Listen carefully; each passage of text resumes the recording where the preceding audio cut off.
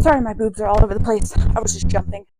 Thank God it's Friday night and I just got paid. Get money, money, money, money. Personal finance is like searching for water in a desert.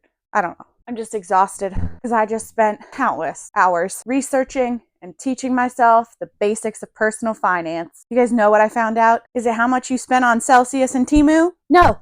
But let me tell you a story. So when I was younger, my dad would always tell me that the stuff falling from the sky after fireworks was popcorn. What does this have to do with personal finance?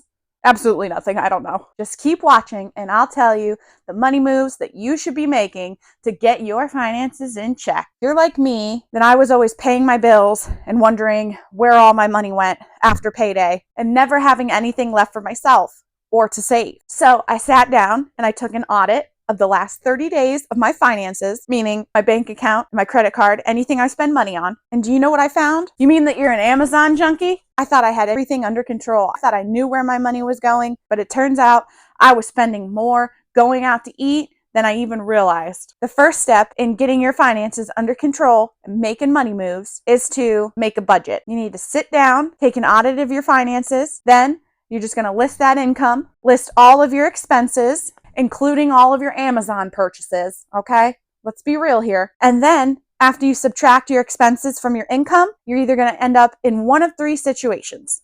You'll be in the red, you'll be in the green, which means you have money left over, or you'll end up at zero, which is best case scenario. You know when things get hard and situations just come up that are out of your control, you know, when life just be lifing and whatnot. That's why you need to have an emergency fund. You save up a couple $1,000s to have a fallback plan just in case one of these circumstances comes up. You can take care of it and be back on track in no time. So that's the second money move you need to make. The third thing you're going to want to do, spend all the remaining money on myself. No, the third thing you're going to want to do is pay off all of your debts. For the short term, every extra dollar that you make is going to go to paying off those debts. You might even want to look into getting a second job or getting some extra income, doing a side hustle, bringing in those dollars. Make that money, baby.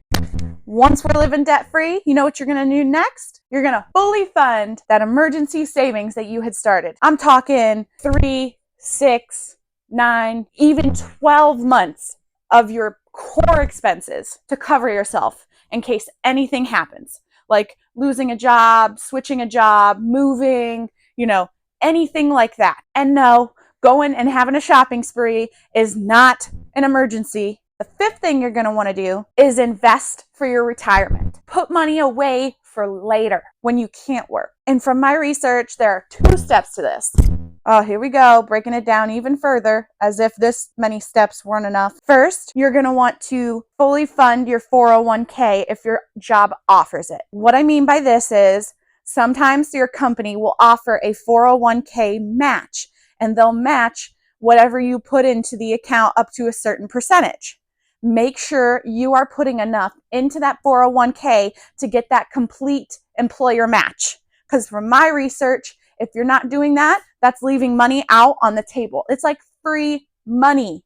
So you want to make sure that you're hitting that 401k employer match if it's offered from your job. The second part to this step is opening a Roth IRA and investing the rest of 15% of your income into that Roth IRA to make your money work for you. So first, that's putting whatever percentage match into the 401k, and then the rest of that percentage that makes up 15 into a Roth IRA, because that type of account has tax advantages for you.